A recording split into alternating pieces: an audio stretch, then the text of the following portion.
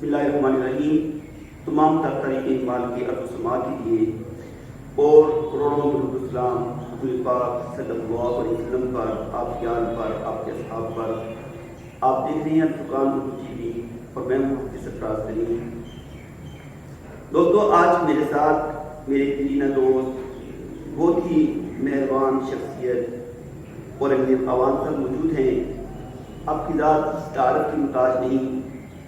آپ ملک پاکستان کے علمی، ادبی، صحافتی حلقوں میں ایک جانی پہچانی شخصیت ہے. اگرچہ طرز نظامی کے باقاعدہ فارغ التحصیل عالم نہیں، لیکن آپ نے تمام طرز نظامی کی کتب جو ہے وہ سبقن علماء کرام کے پاس پڑھی، حفظ قرآن کی سعادت حاصل کی. ملک کے نامور اخبارات میں بطور میگزین ایڈیٹر، سینئر رپورٹر اور کالم نگار کام کر چکے ہیں.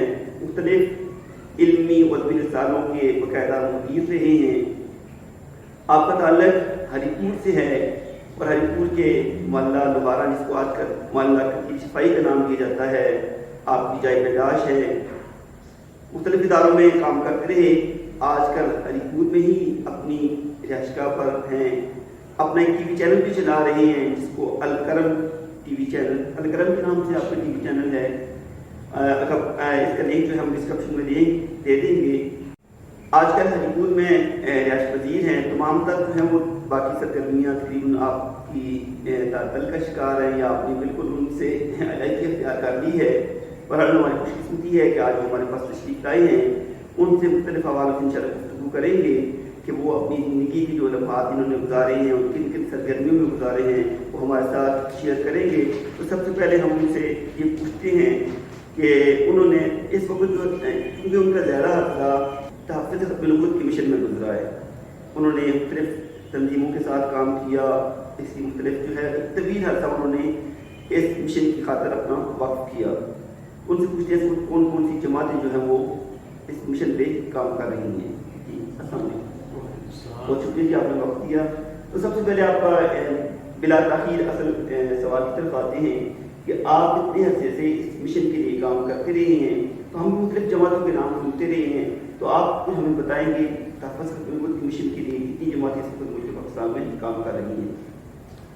جی، سب سے پہلے تو میں آپ کا شکریہ ادا کرتا ہوں کہ آپ نے مجھے یہ موقع فرمایا کہ میں آپ کے یوٹیوب چینل کے حوالے سے اپنی باتیں سامعین تک پہنچا سکوں. اللہ تعالیٰ آپ کو جزائے خیر عطا فرمائیں. آپ اب تک جتنا کام کر رہے ہیں وہ سب لوگوں کے سامنے ہے اور آپ کی خدمات جو ہیں وہ کسی سے ڈھکی چھپی نہیں ہے.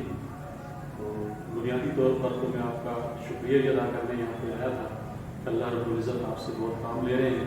ہمارے علاقے کے حوالے سے بھی جو آپ کی خدمات ہیں وہ سب کے سامنے ہیں. آپ نے مجھ سے جو سوال کیا ہے اس حوالے سے میں یہ عرض کروں گا کہ میرا جو بنیادی تعارف ہے وہ تو ہے ہی تحفظ ختم نبوت کے حوالے سے. یہاں ہمارے ہری پور میں جب اس کام کا آغاز ہوا تو اس وقت سے بحیثیت کارکن میں یہ کام کر رہا ہوں اور یہ سارا اللہ رب العزت کا کرم ہے کہ اللہ تعالیٰ مجھ ناچیز سے یہ کام لیتے رہے اور اب بھی اللہ تعالیٰ یہ کام لے رہے. میری پہچان اور تعارف اب بھی یہی ہے. تو آپ کا جو سوال ہے اس کے جواب میں یہ عرض کروں گا کہ پاکستان میں اس وقت بہت سی جماعتیں ہیں جو تحفظ ختم نبوت کے حوالے سے کام کر رہی ہیں. سب سے پرانی جماعت اور جس جماعت نے سب سے پہلے اس کام کا آغاز کیا وہ حضرت امیر شریعت سید عطا اللہ شاہ بخاری رحمۃ اللہ علیہ کی جماعت مجلس احرار اسلام. جھوٹے مدعی نبوت مرزا غلام احمد قادیانی نے جب اپنی نبوت کا اعلان کیا تو اس وقت جن لوگوں نے اس کا محاسبہ کیا، اس کے خلاف کام کیا، تو ان میں مجلس احرار اسلام ایک نمایاں نام ہے اور ایک بڑا نام ہے.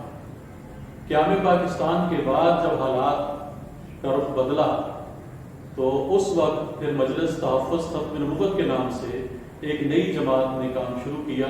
اس جماعت کے امیر بھی پہلے امیر شریعت سید عطا اللہ شاہ بخاری رحمۃ اللہ علیہ تھے اور شاہ صاحب ہی کی سرپرستی میں اور انہی کی رہنمائی میں انہی کے رفقا نے مجلس تحفظ ختم نبوت کے نام سے اپنے کام کا آغاز کیا.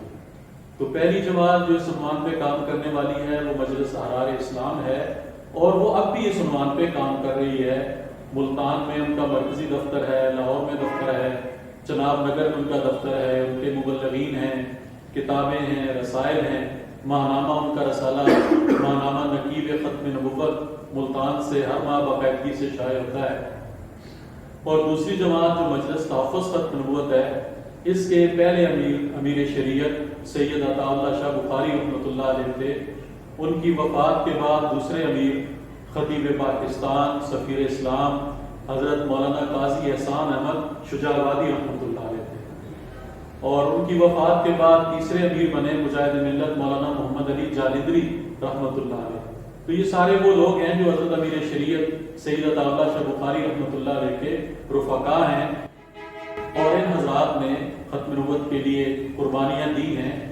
تو ان حضرات کا کام بھی سب سے زیادہ ہے، پورے ملک میں ان کے دفاتر ہیں، کتابوں کا ایک سلسلہ ہے، رسائل ہیں، ہفت روزہ ختم نبوت کراچی سے شائع ہوتا ہے، ماہنامہ الاولاد جو ہے وہ ملتان سے شائع ہوتا ہے، اور مستقل ایک شعبہ ہے تحفظ ختم نبوت کا نشر و اشاعت کے حوالے سے، اور اس وقت تک سینکڑوں کتابیں جو ہیں یہ جماعت شائع کر چکی ہے، خصوصاً احتساب قادیانیت کے حوالے سے اور محاسبہ قادیانیت کے نام سے کئی جلدوں میں کتابیں شائع ہو چکی ہیں، اور مجلس تحفظ ختم نبوت کا شعبہ نشر و اشاعت مستقل اس عنوان سے کام کر رہا ہے۔ تبلیغی نظم بھی بہت اچھا ہے، 40 سے زیادہ مبلغین جو ہیں وہ پورے ملک میں ختم نبوت کے دفاع کے حوالے سے کام کر رہے ہیں۔ اور تیسری جماعت جو ہے وہ انٹرنیشنل ختم نبوت موومنٹ ہے، جو شیخ الحدیث حضرت مولانا محمد زکریا رحمۃ اللہ علیہ کے خلیفہ مجاز حضرت مولانا عبدالحفیظ مکی صاحب رحمۃ اللہ علیہ، سفیر ختم نبوت مناظر اسلام حضرت مولانا منظور احمد چلیوٹی رحمۃ اللہ علیہ، ان حضرات نے مل کر اس جماعت کو قائم کیا تھا، اور یہ جماعت بھی پوری دنیا میں ختم نبوت کے حوالے سے کام کر رہی ہے۔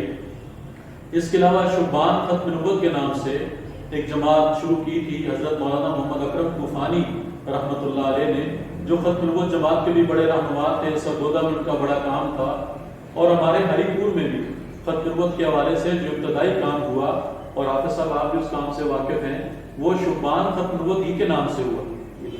اس زمانے میں شبان ختم نبوت کوئی علیحدہ سے جماعت نہیں تھی، عالمی مجلس تحفظ ختم نبوت ہی کی ایک ذیلی شاخ تھی جو نوجوانوں پر مشتمل تھی۔ اسکولوں اور کالجوں کے طلباء جو ہیں وہ اس جماعت کا حصہ تھے، تو ہری پور میں بھی جو کام کا آغاز ہوا وہ شبان ختم نبوت ہی کے نام سے ہوا۔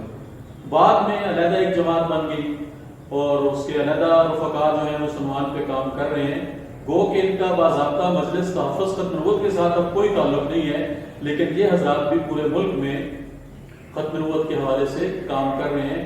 اس طرح اور بھی کئی ادارے اور تنظیمیں ہیں مختلف مکاتب فکر کی بھی جو اس عنوان سے کام کر رہی ہیں، اور سب کا کام جو ہے وہ قابل قدر ہے کہ اس پرفتن دور میں نبی علیہ الصلوۃ والسلام کی ختم نبوت کے دفاع کے لیے کام کرنا ایک بہت بڑا اعزاز اور سعادت ہے، اور ہر مسلمان کی یہ خواہش ہوتی ہے، اور ہر مسلمان کی یہ خواہش ہونی بھی چاہیے کہ نبی علیہ الصلوۃ والسلام کی عزت و ناموس کے تحفظ کے لیے ہم کام کریں۔ تو اس حوالے سے جتنی بھی جماعتیں کام کر رہی ہیں وہ سب قابل قدر ہیں، اللہ رب العزت ان کی کوششوں کو اپنی بارگاہ میں قبول فرمائے۔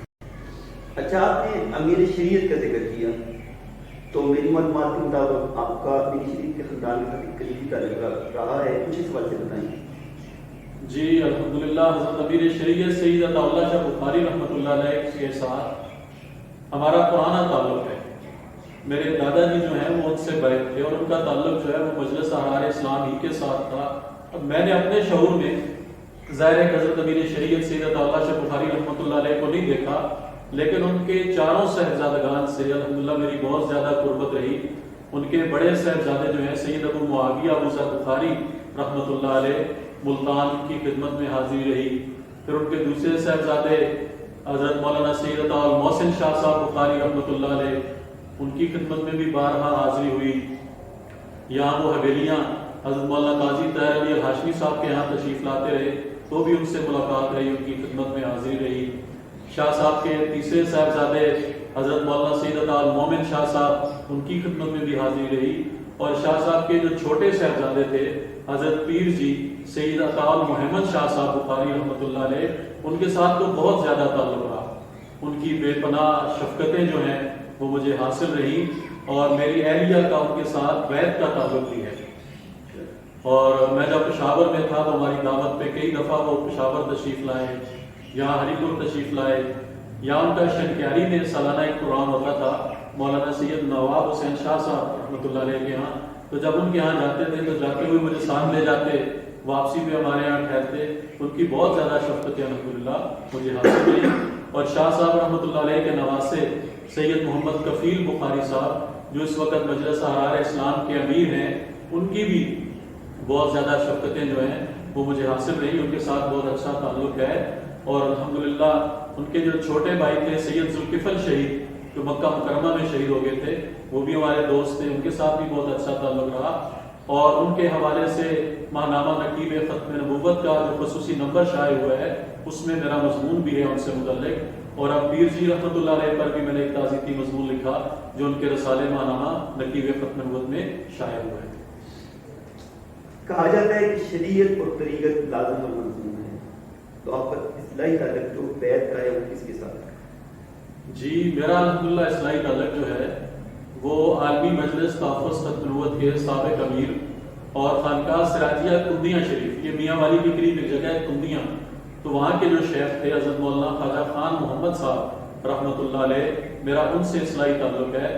اور ان سے جو میں نے بیعت کی وہ 1986 میں خانقاہ سراجیہ حاضر ہو کر ان کے دست مبارک پر میں نے سلسلہ نقشبندیہ مجددیہ میں بیعت کی تھی، اور ان کی وفات کے بعد اب ان کے صاحبزادے حضرت مولانا خواجہ خلیل احمد صاحب جو ہیں ان کے ہاتھ پر پھر میں نے تجدید بیعت کی ہے۔ میرا اصلاحی تعلق خانقاہ سراجیہ کندیاں شریف سے۔ اچھا ایک چیز میرے ذہن میں آ رہی ہے کہ آپ کی جو ایجوکیشن ہے وہ اسکول کی ہے، کالج کی ہے، لیکن جو آپ بتا رہے ہیں کہ خود اوائل ڈیوٹی میں ہی آپ کا تعلق ان علماء کے ساتھ اور بیعت کا تعلق ہو گیا تھا، یعنی آپ ان لوگوں کے ساتھ ملنا جلنا اس طرح ہو گیا تھا، کیا وجہ ہے اتنی چھوٹی عمر میں ہی آپ کا تعلق علماء کے ساتھ ہو گیا؟ جی بہت اچھا سوال ہے۔ اس کا پس منظر یہ ہے کہ میرے والد صاحب رحمۃ اللہ علیہ جو تھے ان کا تعلق تبلیغی جماعت کے ساتھ، حضرت جی مولانا یوسف رحمۃ اللہ علیہ کے ساتھ ان کا تعلق تھا، اور پھر حضرت جی مولانا نام الحسن رحمۃ اللہ علیہ سے ان کا بیعت کا تعلق بھی تھا، اور وہ فضائل کی کتابیں، فضائل اعمال، فضائل صدقات، فضائل درود شریف، حضرت شیخ الحدیث مولانا محمد زکریا رحمۃ اللہ علیہ کی کتابیں بہت شوق کے ساتھ اور بہت محبت کے ساتھ پڑھتے تھے۔ اور گھر میں انہوں نے ایک چھوٹی سی لائبریری بھی بنا رکھی تھی جس میں حضرت شیخ الحدیث رحمۃ اللہ علیہ کی کتابوں کے علاوہ حکیم الامت حضرت مولانا محمد اشرف علی تھانوی رحمۃ اللہ علیہ کے مواعظ اور ان کے خطبات جو ہیں، ان کے ملفوظات کے جو مجموعے ہیں، وہ بھی والد صاحب کی لائبریری میں تھی یہ چیزیں، اور وہ پڑھتے تھے۔ اور پھر اس کے علاوہ حضرت مولانا احمد علی لاہوری رحمۃ اللہ علیہ کا جو رسالہ تھا خدام الدین، تو میرے والد صاحب اس کے باقاعدہ قاری تھے اور اس کے خریدار تھے، اور وہ بھی پابندی کے ساتھ اس کا مطالعہ کرتے تھے۔ تو بچپن سے ایک مذہبی ماحول تھا اور کتابوں کے ساتھ والد صاحب کا جو تعلق تھا اس کی وجہ سے یہ شوق شروع ہوا۔ پھر ہمارے اسکول میں، پرائمری اسکول میں بھی اور پھر ہائی اسکول میں بھی جو اساتذہ تھے وہ بڑے اچھے لوگ تھے اور دیندار لوگ تھے، تو میں نے فارسی کی چند ابتدائی کتابیں اسکول کے زمانے میں پڑھ لی، ان اساتذہ سے اسکول ٹائم کے علاوہ فارسی کی ابتدائی کتابیں ان سے میں نے پڑھی، اور اس طرح کتابوں کے ساتھ جو محبت اور تعلق ہے وہ قائم ہوا۔ اچھا شروع سے ظاہر آپ کی تقریریں سنتے چلے آ رہے ہیں، آپ کی تحریر پڑھتے چلے آ رہے ہیں، یہ تقریر کا فن ہے، یہ ضمنی سوال میں ذہن میں آ گیا ہے، تو آپ ماشاء اللہ پاک نے اس کو بڑا عبور دیا ہے، تو یہ کیا اسکول ٹائم سے اس طرف آگے تھے آپ؟ جی الحمدللہ شوق تو تھا بولنے کا، ظاہر ہے کہ ہر انسان کے اندر کوئی نہ کوئی شوق ہوتا ہے۔ تو اسکول میں پہلی دفعہ 1984 میں گورنمنٹ پرائمری اسکول نمبر 1 کا جو دوسرا سیکشن تھا جسے برفانہ اسکول کہتے تھے، تو اس میں چوتھی کلاس میں تھا، تو وہاں میں نے پہلی تقریر کی تھی علم بڑی دولت ہے، اور محمد یوسف صاحب جو بہت پرانے استاد تھے اور کئی لوگوں نے ان سے استفادہ کیا، تو انہوں نے مجھے کاتب بھی بہت اچھے تھے، ہمارے الہی بخش مفتی صاحب ہمارے اس علاقے کا فخر ہیں اور پاکستان کے ماہر راز خطاط ہیں، یہ بھی ان کے شاگرد ہیں، وہ ہمارے اسکول میں استاد تھے، تو انہوں نے مجھے تقریر لکھ کر دی تھی علم بڑی دولت ہے، تو میں نے پہلی تقریر چوتھی کلاس میں 1984 میں کی۔ پھر یہ ہوا کہ جب ہائی اسکول میں گئے تو وہاں پہ قاری شفیق الرحمان صاحب ہمارے استاد تھے، اللہ تعالیٰ انہیں سلامت رکھے، اب بھی کانگڑا کالونی میں ہیں، تو ہمارے وہ استاد ہیں، انہوں نے بڑی رہنمائی کی. اور یہاں چھور شریف کے حافظ محمود الحسن صاحب رحمۃ اللہ علیہ تھے. اچھا ان کے چھوٹے بھائی حافظ حفظ الرحمان صاحب، میں نے فیس بک پہ ان سے متعلق لکھا بھی ہے ان کی وفات پہ، وہ پرائمری اسکول میں میرے استاد تھے.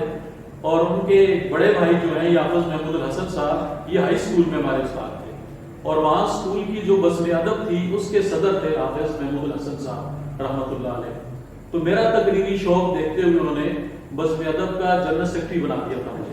ہائی اسکول میں 8ویں 9ویں 10ویں 3 سال وہ بزم ادب کے صدر رہے اور میں جنرل سیکرٹری رہا. تو اسکول میں یہ سارے پروگرام ہوتے تھے اور ان میں ظاہر ہے پروگرام ارینج کرنا، اس میں تقریریں کرنا، تو یہ سارا شوق الحمدللہ شروع سے ہی ہے اسکول کے زمانے سے. اچھا، جو آپ کا ایک دوسرا شعبہ جو ہے وہ ادبی سفر ہے، آپ کا لکھنے لکھانے کا کام ہے، تو اس کا آغاز کب ہوا ہے اور اس کی کوئی تفصیل بتا دیں. یہ بھی ایک دلچسپ موضوع ہے جی. شروع سے ظاہر یہ چیزیں پڑھنے کا سلسلہ تو تھا ہی، کچھ نہ کچھ لکھتا بھی رہتا تھا. اور میں آپ کو بتاؤں کہ میں نے 1985-86 میں بالکل ذرا 85-86 میں 5ویں اور 6ٹھی کلاس کا اسٹوڈنٹ تھا. تو میرے دل میں یہ خواہش پیدا ہوئی کہ ہری پور کے علماء کا تعارف لکھا جائے. 5ویں 6ٹھی کلاس میں یہ دل میں ایک آرزو پیدا ہوئی کہ ہری پور کے علماء کا تعارف لکھا جائے، کیونکہ والد صاحب سے علماء کے تذکرے سنتے تھے. اور ہری پور کے علماء میں ایک بڑی شخصیت شیخ الحدیث حضرت مولانا خلیل الرحمان صاحب رحمۃ اللہ علیہ سکندر پور والے، ان کے ساتھ میرے والد صاحب کا بڑا تعلق تھا اور وہ بھی بہت شفقت فرماتے تھے. تو سب سے پہلا مضمون میں نے ان پہ لکھا. تو یہ ابتدا تھی کچھ چیز لکھنے کی. اور اس سے بھی پہلے ایک بات یاد آ گئی کہ 1984 میں جب ہم 4تھی کلاس میں پڑھتے تھے، کلاس 4 میں، تو اسکول کا ایک گروپ گیا تھا سیر کرنے کے لیے ٹیکسلا. اساتذہ ہمیں لے کر گئے تھے، اسکول کا ایک ٹور تھا. تو ٹیکسلا کا جو میوزیم ہے وہ دیکھنے ہم گئے تھے. تو وہ پہلا سفر نامہ وہ میں نے لکھا تھا. خواہش تھی کہ ہم یہ جو سفر کر رہے ہیں اس کو تحریری طور پہ بھی محفوظ کرنا چاہیے. تو وہ پہلا سفر نامہ میں نے وہ لکھا تھا اور اسکول کی اسمبلی میں پڑھ کر سنایا بھی تھا. اور ہمارے استاد وہاں ہوتے تھے، یہ ملاکو میں ان کی رہائش تھی، ماسٹر محمد شفیع صاحب رحمۃ اللہ علیہ، وفات پا گئے ہیں. تو برخانہ اسکول میں وہ بھی ہمارے استاد تھے. وہ بڑے خوش ہوئے تھے اور اس زمانے میں پیسے کی ویلیو بھی بڑی تھی. تو مجھے یاد پڑتا ہے کہ انہوں نے 5 روپے مجھے انعام بھی دیا تھا کہ تم نے یہ بہت اچھا سفر نامہ لکھا ہے. تو پہلا وہ سفر نامہ تھا.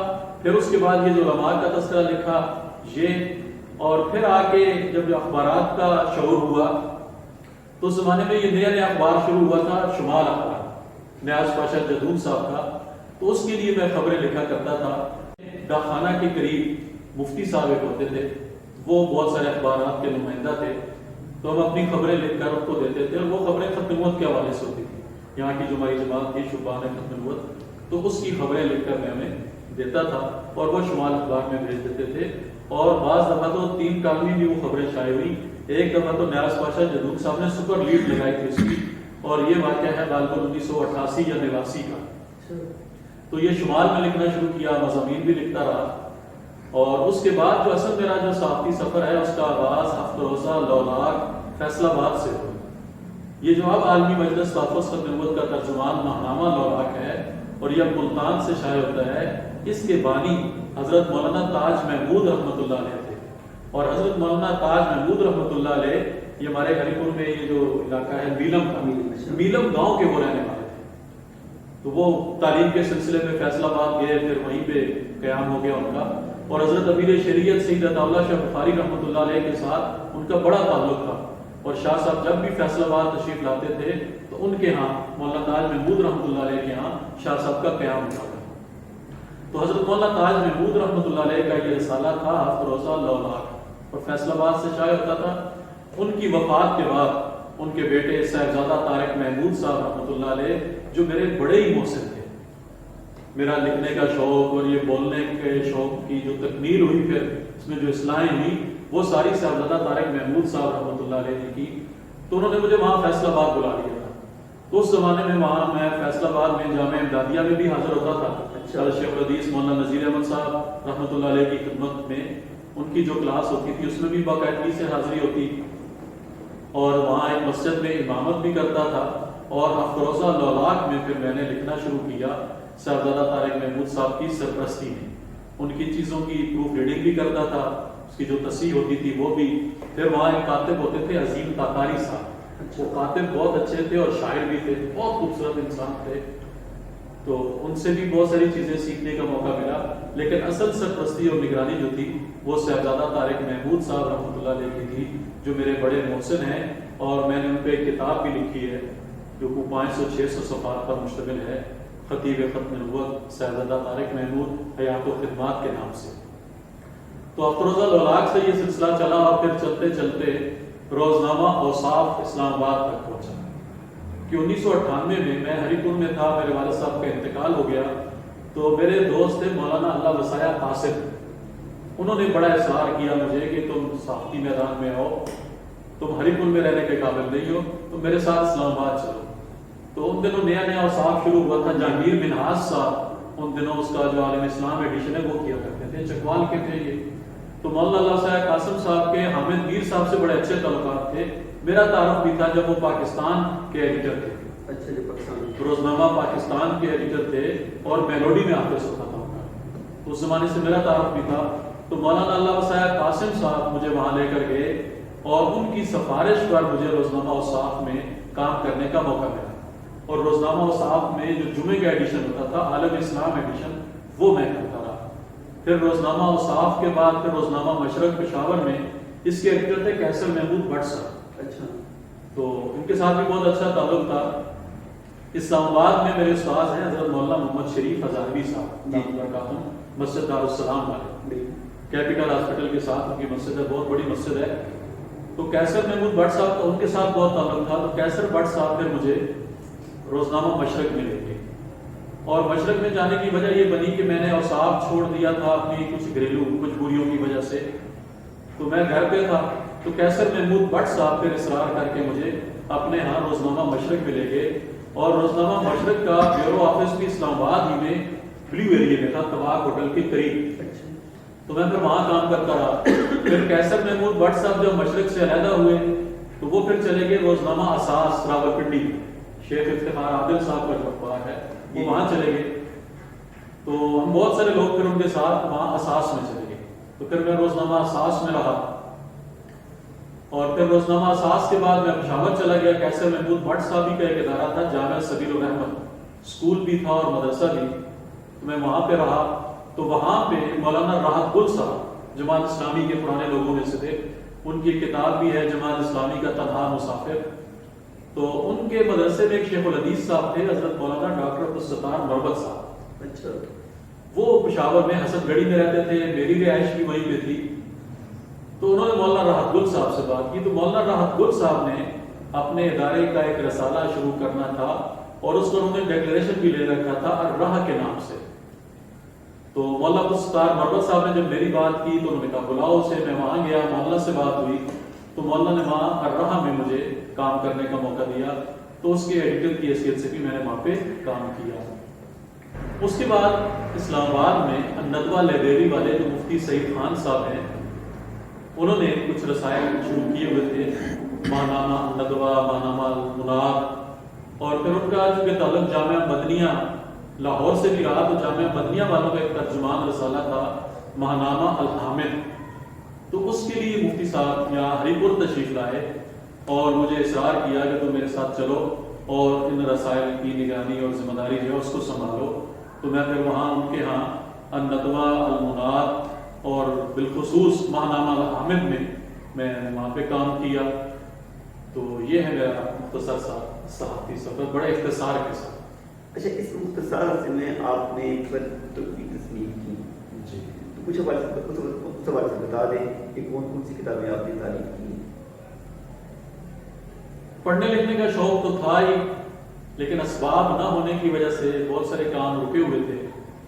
تو میں جب پشاور میں تھا تو وہاں پہ پشاور میں ایک دارالعلوم دیوبند کے فاضل تھے حضرت مولانا سعید الدین شیرکوٹی رحمۃ اللہ علیہ. ریڈیو میں بڑا عرصہ 40 سال روشنی پروگرام میں صبح ان کا بیان بھی آتا تھا. ضیاء الحق کے دور میں ٹی وی پہ بھی ان کے کافی پروگرام آئے. قصص القرآن ان کی ایک سیریز چلی تھی, بہت زبردست, بڑی شہرت حاصل ہوئی اس کی وجہ سے بھی, اور بہت سارے پروگراموں میں وہ آتے تھے. تو میرا ان سے بڑا اچھا تعلق ہوا. تو میری خواہش تھی کہ یہ بہت بڑے آدمی ہیں، دارالعلوم دیوبند کے فاضل بھی ہیں، ادیب بھی ہیں، شاعر بھی ہیں، خطیب بھی ہیں، اور یہ جو شعر ہم پڑھتے ہیں نا وہ کبھی اسے علامہ اقبال کی طرف منسوب کرتے ہیں، کبھی کس کی طرف، تو یہ ان کا ہے، ہری ہے شاخ تمنا بھی جلی تو نہیں، جگر کی آگ دبی ہے مگر بجھی تو نہیں، جفا کی تیر سے گردن وفا شعاروں کی، کٹی ہے برسر میدان مگر جھکی تو نہیں۔ یہ 1953 کی تحریک ختم نبوت کے زمانے میں انہوں نے یہ اشعار کے جی۔ اور پشاور میں قصہ خانی میں جلسہ تھا قاضی احسان احمد شجاع آبادی رحمۃ اللہ علیہ کا، تو وہاں انہوں نے یہ اشعار پڑھے، قاضی صاحب کو پسند آئے، اور قاضی صاحب نے یہ اشعار، اس کے بعد کچھ دن بعد ان کا پروگرام تھا سہیوال میں، تو وہاں انہوں نے یہ اشعار پڑھ دیے، پھر ملتان میں پروگرام تھا وہاں اشعار پڑھ دیے، کراچی تشریف لے گئے تو وہاں یہ شعر سنا دیے، تو یہ سلسلہ پھر چل سو چل، لیکن کسی کو پتہ نہ چل سکا کہ اشعار کا اصل خالق کون ہے اور یہ اشعار کس کے، تو یہ اشعار مولانا سعید الدین شیرکوٹی رحمۃ اللہ علیہ کے تھے، اور انہوں نے پشاور سے کئی اخبارات بھی شروع کیے تھے۔ ایک ان کا اخبار تھا ماہنامہ رسالہ تھا ان کا البلاغ کے نام سے، وہ شائع ہوتا تھا، ایک پیغام صحت تھا، اور کئی کتابیں تھیں ان کی، بڑی شخصیت تھے۔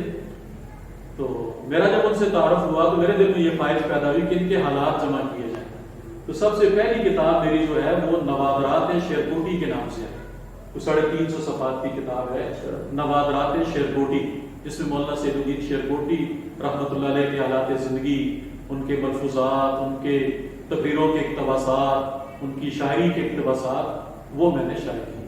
اور دوسری کتاب جو ہے وہ پھر جیسے میں نے ابھی پہلے عرض کیا کہ صاحبزادہ طارق محمود صاحب رحمۃ اللہ علیہ میرے محسن تھے، میرے استاد تھے، تو جب ان کا انتقال ہوا تو پھر اس پہ میں نے کوشش کی، کچھ دوستوں سے مضامین لکھوائے، کچھ چیزیں خود لکھی، کچھ ان کی تقریریں جمع کی، کچھ ان کی تحریریں جمع کی، پھر ان کے کچھ خطوط تھے میرے نام بڑے محبت بھرے، تو وہ خطوط، وہ ساری چیزیں شائع کر کے، وہ ساری چیزیں جمع کر کے میں نے وہ کتابی صورت میں شائع کی۔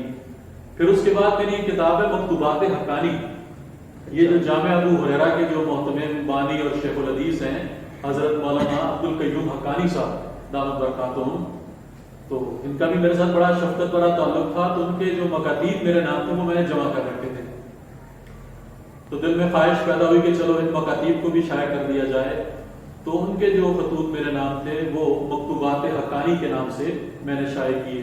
یہ میری تیسری کتاب ہے، اور چوتھی کتاب جو ہے وہ مولانا محمد حسن امروہی سے متعلق ہے۔ مولانا محمد حسن امروہی جو ہیں یہ بڑے متنازع رہے۔ اصل میں معاملہ یہ ہوا کہ اس زمانے میں 3 لوگ ایک ہی نام کے تھے، ایک مولانا محمد حسن امروہی تھے، یہ صوفی مزاج آدمی تھے اور بڑے عالم تھے، اور ایک احمد حسن امروہی تھے۔ یہ احمد حسن امروہی جو ہیں یہ دارالعلوم دیوبند کے فاضل ہیں، اور حضرت مولانا محمد قاسم نانوتوی رحمۃ اللہ علیہ کے اولین شاگردوں میں سے، یعنی جس جماعت میں حضرت شیخ الہند مولانا محمود حسن دیوبندی رحمۃ اللہ علیہ تھے، یہ بھی اسی جماعت میں تھے، ایک یہ تھے، اور ایک صاحب تھے محمد احسن امروہی۔ یہ محمد احسن امروہی جو ہیں یہ پہلے اہل حدیث مکتب فکر سے ان کا تعلق تھا، پھر یہ قادیانی ہو گئے، اور اسی حالت میں پھر یہ دنیا سے چلے گئے۔ تو یہ جو محمد حسن امروہی ہیں ان کو بہت سارے بزرگ جو ہیں وہ محمد احسن امروہی سمجھ کر قادیانی کہتے ہیں۔ تو یہ میں نے کہ بڑا ان کا تذکرہ تو دل میں خواہش کر دو یار دیکھا جائے کہ یہ کون سا ہے۔ اب 3 لوگ ایک زمانے پہ، تو اس میں میں نے بڑی تحقیق کی، بہت کتابیں، بہت رسائل، بہت چیزیں، بہت لائبریریوں میں مارا پھرتا رہا، تو وہ جتنی چیزیں پھر اکٹھی ہوئی ان کو میں نے کتابی صورت میں شائع کر دیا، اور اللہ رب العزت کی تائید ایسے شامل حال ہوئی کہ جب میں نے اپنا یہ سارا سلسلہ مکمل کیا تو انہی دنوں معارف جو اعظم گڑھ سے شائع ہوتا تھا، سید سلیمان ندوی رحمۃ اللہ علیہ کا رسالہ، تو اس میں مجھے مولانا مناظر احسن گیلانی رحمۃ اللہ علیہ کا ایک مضمون مل گیا، اس کی ہیڈنگ تھی ہندوستان کا مظلوم مولوی۔ جب میں نے اسے پڑھا تو اس میں بھی تذکرہ مولانا محمد حسن امروہی کا تھا، تو میں نے کہا میری کیا حیثیت، اللہ رب العزت نے تائید فرمائی، اتنی بڑی شخصیت کا مضمون مجھے مل گیا، تو وہ بھی میں نے ساتھ شامل کر کے یہ کتاب جو ہے یہ شائع کی۔ اس طرح چل رہا ہے سلسلہ، اور بھی بہت ساری چیزیں ہیں، اور کچھ چیزیں ابھی اس انتظار میں ہے کہ اللہ تعالیٰ اسباب مہیا کرے تو ان کو بھی شائع کیا جائے۔ حضرت مولانا خواجہ خان صاحب رحمۃ اللہ علیہ پہ میری کتاب جو ہے وہ مکمل ہے، لیکن اسباب نہ ہونے کی وجہ سے ظاہر ہے کہ ابھی وہ شائع نہیں ہو سکی۔ اسی طرح اس رسالہ میں ہمارے ایک دوست تھے قاضی فہیم احمد قریشی، وہ بھی اسکول ٹیچر تھے، تو اور بڑے کتاب دوست آدمی تھے، بڑی وسیع ان کی لائبریری تھی. تو جب ان کی وفات ہوئی تو ایک کتاب میری ان پہ بھی آئی، سرہ سالہ کے در آبدار، قاضی فہیم احمد قریشی رحمۃ اللہ علیہ. تو یہ کتاب بھی ہے. سفر نامہ ہے میرا حرمین شریفین کا کہ میں تو اس قابل نہ تھا، وہ بھی مکمل پڑھا ہے. اب اللہ تعالیٰ کو کب منظور ہوتا ہے کہ اس کی اشاعت ہو تو اس کے لیے بھی دعا کریں، اللہ کرے وہ بھی شاید ہو. جیسے بہت ساری چیزیں ہیں، خود ہری پور کی تاریخ پہ، ہری پور کے علماء پہ، یہاں کے ادیبوں پہ، یہاں کے شاعروں پہ بہت سارا کام میں نے کیا ہوا ہے، لیکن بہت منتظر اعتماد ہے. اچھا، آپ نے بات کی، میں بھی کبھی سوچتا ہوں کہ میرے جو ہے ایک تو کالم اتنے ہیں کہ وہ ایک کتاب بن سکتی ہے، ایک انٹرویو کی اتنی زیادہ تعداد میں کی ہو چکے ہیں کہ ان کی کتاب بن سکتی ہے، لیکن ابھی تک ہمت میں نے نہیں کی ہے ان کو پبلش کروا سکوں. آپ کی ہمت، آپ تیسری کتاب پبلش کروا دی ہیں. اب پوچھنا آپ سے یہ ہے کہ آج کل کے دور میں کتاب کی اشاعت کتنی مشکل ہے؟ کیا ہر بندہ اپنی کتاب شائع کروا سکتا ہے؟ اور کیا اشاعتی ادارے تعاون کرتے ہیں، پبلش کر کے دیتے ہیں، اور رائلٹی وغیرہ بھی دیتے ہیں یا نہیں؟ یہ ہمارے یہاں ایک بہت بڑا المیہ ہے. آج کے دور میں کتاب شائع کرانا اور پھر اس کتاب کو تقسیم کرنا، اس کتاب کو فروخت کرنا ایک بہت مشکل ہو گیا. ایک تو ہوش ربا مہنگائی جو ہے، کاغذ بہت مہنگا ہو گیا ہے، پرنٹنگ بہت مہنگی ہے، اور جہاں پہلے کام ہزاروں میں ہو جاتا تھا اب لاکھوں میں کام ہوتا ہے. میری بھی بہت ساری کتابیں جو ابھی تک شائع نہیں ہو سکتی، اس کی یہی وجہ ہے کہ مہنگائی بہت زیادہ ہو گئی ہے. اور پھر کتاب شائع کر لیں آپ خرچہ کر کے اپنے پلے سے لاکھوں روپے لگا کے، تو اب لوگوں کا ذوق نہیں رہا کتاب خریدنے کا. ہر ایک کی یہی خواہش ہوتی ہے کہ مجھے کتاب تحفے میں مل جائے. تو آپ نے جو لاکھوں روپے خرچ کیے، اب وہ کتاب آپ لوگوں کو تحفے میں دیں تو یہ بھی بڑی ایک عجیب بات ہے. لوگوں کا یہ مزاج نہیں ہے.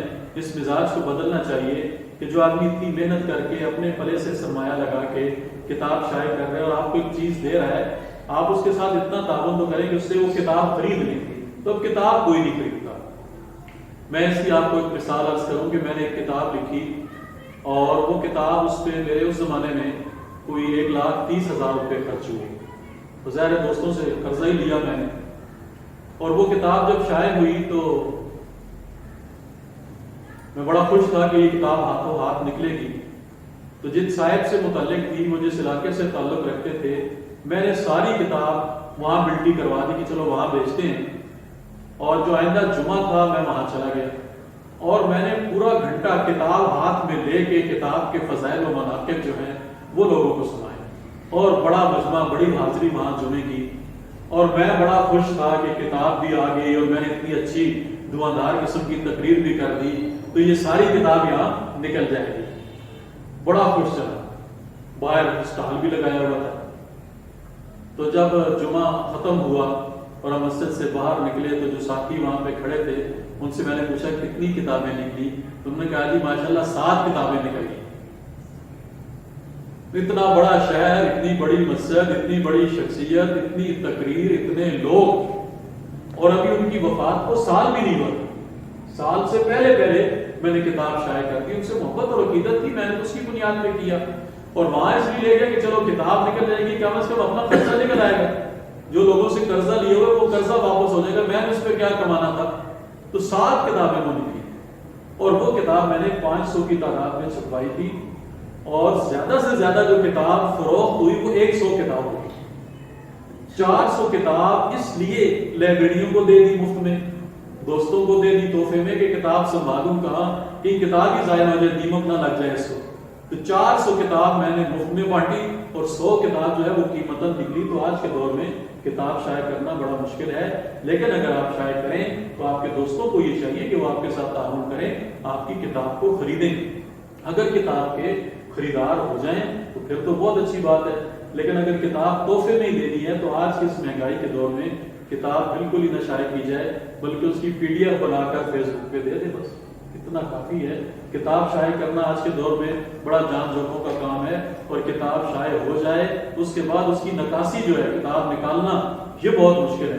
آپ کے اور ہمارے ایک مشترکہ دوست ہیں، میں ان کا نام نہیں لینا چاہتا، انہوں نے کتاب لکھی اور کتنی محبت سے لکھی، کتنے اہتمام سے لکھی، اور انہوں نے زمین بیچ کے اس کتاب کو شائع کیا. تو تو ان کی کتاب کی جو ہے 50-60 کتابیں جو ہیں وہ بک سکی، باقی کتاب تو انہوں نے لوگوں کو تحفے میں ہی دی، تو یہ بڑا مشکل ہو جاتا ہے. پھر اس کے بعد انہوں نے توبہ کر لی، حالانکہ وہ بڑے اس وقت جذبے میں تھے اور ان کا تھا کہ یار میں اس موضوع پہ بھی لکھوں گا، اس موضوع پہ بھی لکھوں گا، اس موضوع پہ بھی لکھوں گا. اور میں نے اس موقع پہ بھی ان کو سمجھایا تھا کہ اتنے خوش نہ ہو، لوگ کتاب نہیں خریدتے، حالانکہ بڑی اس کی تقریر رونمائی ہوئی تھی، اس میں بہت بڑا خرچہ ہوا، بہت بڑا خرچہ ہوا تھا وہاں بھی، لیکن کتاب کسی نے بھی نہیں خریدی. ہر کوئی اسی چکر میں تھا کہ مجھے کتاب تحفے میں مل جائے. تو اس لیے میں تو کہتا ہوں کہ اب وہ احتیاط رکھنی چاہیے. وہ جو ہے میرا خیال سے لوگ لیتے ہیں صرف لائبریری میں رکھنے کے لیے لیتے ہیں، تو جو لیتے ہیں وہ پڑھنے کے لیے نہیں لیتے ہیں. بالکل ایسے ہی لگاتے کچھ بھی نہیں، وہ تو لائبریری میں سجانے کے لیے، لائبریری بنانے کے لیے اور ڈیکوریشن کے لیے. گھر میں جو جگہ خالی ہے وہاں کتابیں رکھ دیں کہ یہاں کوئی اور چیز رکھنے کے بجائے کتابیں رکھ دیں کہ خوبصورتی میں اضافہ ہو جائے. کتاب اب کوئی نہیں پڑھتا. اشاعتی ادارے تعاون نہیں کرتے. جہاں تک آپ کے سوال کے دوسرے حصے کا تعلق ہے کہ اشاعتی ادارے کیا تعاون کرتے ہیں، تو اب اشاعتی ادارے بھی بالکل تعاون نہیں کرتے. بڑے لوگوں کی کتابیں چھاپتے ہیں اور لاکھوں کروڑوں کی مالیت کی کتابیں چھاپتے ہیں اور انہی لوگوں کی کتابوں کی نکاسی بھی کرتے ہیں. ہم چھوٹے علاقوں کے رہنے والے لوگ، چھوٹے لوگ جن کا کوئی نام نہیں، ہماری کتابیں بالکل نہیں شائع کرتے اور کوئی حوصلہ افزائی نہیں کرتے. ہاں آپ اگر ان کی منشا پہ کوئی چیز لکھیں جو مارکیٹ کی چیز ہو، ویلیو ہو جس چیز کی، وہ آپ لکھیں. اور آج کل جو ایک ماحول چل رہا ہے یاشی فحشی یعنی کا، ایسی چیزیں آپ لکھیں، فرقہ واریت پہ مبنی چیزیں آپ لکھیں، لوگوں کو آپس میں لڑانے کی چیزیں آپ لکھیں، تو وہ شائع کریں گے اور رائلٹی اس میں بھی نہیں دیتے. مصیبت یہ ہے، میں آپ کو بتاؤں کہ میں نے ایک کتاب شائع کروائی لاہور سے ایک ادارے سے، اور انہوں نے مجھے کہا کہ آپ 200 کتابیں خریدیں گے ہماری. میں نے کہا ٹھیک ہے. تو انہوں نے وہ 200 کتابیں، مثال کے طور پہ عرض کرتا ہوں کہ وہ 200 کتابیں جو مجھے دی، ایک کتاب 200 روپے کے حساب سے اس زمانے میں، اور کسی اور نے خریدی. مجھے ظاہر کتابیں اور چاہیے تھی، میں نے کسی اور دوست کے ذمہ لگایا کہ آپ ان سے رابطہ کریں اور یہ کتابیں دیں، ان سے خریدیں. تو انہوں نے جو کتاب مجھے 200 روپے کی دی تھی، میری کتاب میں چھپوا رہا ہوں 200 روپے کے حساب سے پیسے دے کے کتاب لے چکا ہوں، مجھے 200 روپے کی، اور ان صاحب نے جو کتابیں لی انہوں نے 150 روپے کی کتاب دی. 25% جی چاہیے تو یہ تھا کہ مجھے 150 روپے کی دیتے، مجھے 200 روپے کی دی. اور وہ کوئی عام بندہ، ان کے لیے تو عام آدمی تھا، دوست تو میرا تھا، لیکن ان کو تو وہ تو نہیں پہچانتے تھے کہ یہ کون ہے. تو اسے وہ کتاب اس طرح انہوں نے دی. تو آج کل یہ جو اشاعتی ادارے ہیں یہ بھی کسی کے ساتھ کوئی تعاون نہیں کرتے اور ان سے بھی کسی خیر کی توقع نہیں رکھنی چاہیے. بہت شکریہ مرحوم بابان صاحب آپ کا، آپ تشریف لائے، آپ نے اپنا قیمتی وقت دیا. سامعین، آپ نے مولانا مرحوم عوان صاحب کی باتیں سنی مختلف ٹاپکس کے حوالے سے. انہوں نے اپنے علمی، ادبی، ذاتی، دینی سفر کے حوالے سے، تحفظ ختم نبوت کے حوالے سے اپنے خیالات کا اظہار کیا. اللہ پاک ان کی کاوشوں کو قبول فرمائے. اگر آپ نے ابھی تک ہمارا چینل سبسکرائب نہیں کیا تو چینل سبسکرائب کر لیں. اور میں پھر سے کہتا ہوں کہ الکرم یوٹیوب چینل کا لنک جو ہے میں ڈسکرپشن میں دے دوں گا. آپ نے وہاں جانا ہے، ان کی ویڈیوز کو بھی دیکھنا ہے اور ان کے چینل کو بھی سبسکرائب کرنا ہے. السلام علیکم ورحمۃ اللہ وبرکاتہ.